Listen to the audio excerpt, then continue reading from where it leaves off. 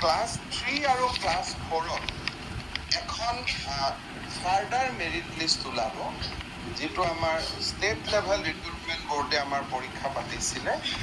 Class 10 198টা এখন additional list ওলাব।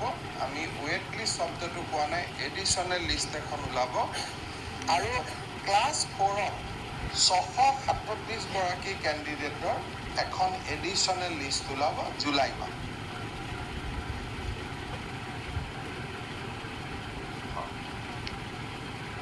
তাৰ কাৰণটো হ'ল যে এখেতসকলেও কাট অফ নম্বৰ একে পাইছে, কিন্তু যেতিয়া পোষ্ট কম থাকে আৰু কাট অফ নম্বৰ একে হয়, তেতিয়া নিয়মটো হয় যে যাৰ ডেট অফ বাৰ্থ আগত তেওঁলোকে চাকৰি পায় আৰু ডেট অফ বাৰ্থ পিছৰখিনিয়ে চাকৰি নাপায়।